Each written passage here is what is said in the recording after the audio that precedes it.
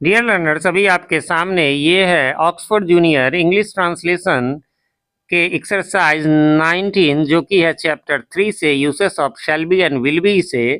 तो उसी का यहाँ पर आपको सॉल्यूशन वीडियो में लेकर आया हूँ जिसमें ट्रांसलेट इनटू इंग्लिश। तो यहाँ पर मैं इसके ट्रांसलेशंस को बताऊंगा, एक एक सेंटेंस को बताऊंगा, ये सब बताऊं उससे पहले बताना चाहूंगा कि अभी ऊपर आई बटन में आपको लिंक नजर आ रहा होगा इसी बुक के पिछले एक्सरसाइज का, मीन्स की एक्सरसाइज 18 का।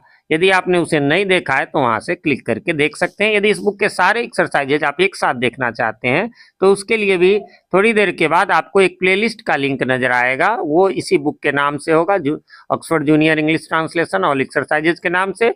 वहां पर इस बुक के सारे एक्सरसाइजेज आपको एक साथ मिल जाएंगे। और इसके थोड़ी देर बाद एक प्लेलिस्ट आपको और मिलेगा और वो होगा ग्रामर का।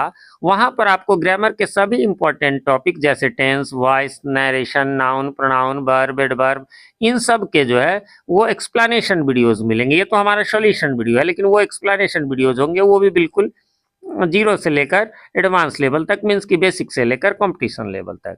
इसके अलावा हमारे चैनल पर जितने भी बुक्स के सॉल्यूशन मिलते हैं उन सभी के नाम से ही प्लेलिस्ट आपको नीचे डिस्क्रिप्शन में भी मिल जाएंगे। चलिए तो अब इसको शुरू कर लेते हैं। पहला है, पहले तो शैल और विल का मैंने बता दिया हुआ है कि सामान्य तौर पर, और आप सब जानते भी होंगे, सामान्य तौर पर हमें आई और वी के साथ शैल लगाना है, बाकी के साथ हमें विल लगाना है ना। और उसी के साथ जो है आपको बी भी लगेगा। यहाँ पर बी क्यों लगेगा ये भी मैं बता चुका हूँ, हल्के में बता दो कि शैल के बाद, शैल विल के बाद हमेशा वर्ब का पहला रूप V1 जो है वो लगेगा, जैसे गो, कम।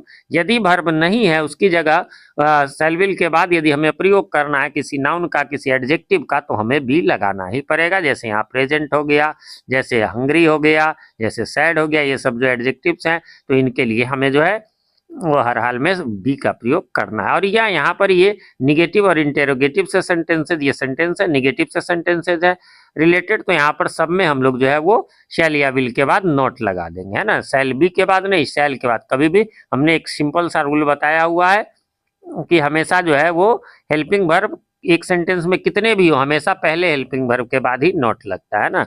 सब इसमें यही है। मैं उपस्थित नहीं रहूंगा तो क्या हो जाएगा, आई शैल नॉट बी प्रेजेंट। आप चाहे तो इसको शॉर्ट में लिख सकते हैं, आई शैंट बी प्रेजेंट, है ना, आई शैंट बी प्रेजेंट। मैं भूखा नहीं रहूंगा, आई शैल नॉट बी हंग्री, या आई शांट बी हंग्री। मैं दुखी नहीं रहूंगा, आई शैंट बी सैड, या आई शैल नॉट बी सैड। हम लोग बीमार नहीं रहेंगे, वी शांट बी विल इल। आगे बढ़ेंगे, हम लोग उपस्थित नहीं रहेंगे, क्या हो जाएगा, we shall not be present, या वी शांट बी प्रेजेंट। तुम लोग दोषी नहीं रहोगे, यू ऑन्ट बी, है ना, इसका हो जाएगा विल नॉट का ऑन्ट होता है, you will not be guilty या यू ऑन्ट बी गिल्टी। अगला है, तुम लोग दोषी नहीं, ये तो हो गया। आप गरीब नहीं रहेंगे, you will not be poor, या यू ऑन्ट बी पुअर। वह व्यस्त नहीं रहेगी, शी ऑन्ट बी बिजी, या she will not be busy. वे लोग तैयार नहीं रहेंगे, they will not be ready, या दे ऑन्ट बी रेडी। फिर आपको, राम उपस्थित नहीं रहेगा, Ram will not be present, है ना, या Ram won't be present. Gita nurse नहीं बनेगी, गीता GEETA भी लिख सकते हैं, GITA भी हो सकते हैं, will not be a nurse. और हाँ, आप लोगों को यदि प्रैक्टिस करना है स्पोकन का तो शैंट, विल और वॉन्ट का ही प्रयोग आपको करना चाहिए, है ना, क्योंकि स्पोकन में शॉर्ट फॉर्म का ही ज्यादा यूज चलता है। मैं डॉक्टर नहीं बनूंगा, I shall not be a doctor. अब यहाँ पर नाउन है तो आपको एन लगाना पड़ेगा, ठीक है। तो आई, या फिर आई शांट बी ए डॉक्टर। वे लोग नेता नहीं बनेंगे, प्लूरल्स हैं तो फिर एस लगा देंगे, सिंगुलर रहता तो एन लगाते। दे विल नॉट बी लीडर्स, या दे वोंट बी लीडर्स। तुम एक किसान नहीं बनोगे, you will not be a farmer, या you won't be a farmer. वह भाग्यशाली नहीं होगा, he will not be lucky, या फिर ही वोंट बी लकी। और आगे बढ़ेंगे, अब हमारे लास्ट के हैं, मैं अनपढ़ नहीं रहूंगा, आई शैल नॉट बी इलिटरेट, है ना, इसको पढ़ेंगे इलिटरेट, यानी या आई, जो दूसरा आई शांट बी इलिटरेट। फिर आप लोग धनी नहीं रहेंगे या बनेंगे, एक ही बात है, you will not be rich, या यू वांट बी रिच। तो फ्रेंड्स, इस प्रकार से एक्सरसाइज यहीं पर समाप्त हो गया। उम्मीद करता हूँ आपने मिला लिया होगा। अब कोई कंफ्यूजन नहीं होगी, फिर भी कोई कंफ्यूजन हो तो कमेंट करें, मैं रिप्लाई जरूर देता हूँ, थोड़ी देर से ही सही। हाँ, क्वेश्चन लिख देंगे तो मेरे लिए जो है वो आसान होगा, वरना बुक निकालो, चैप्टर निकालो, एक्सरसाइज निकालो तो थोड़ा टाइम कंज्यूमिंग हो जाता है।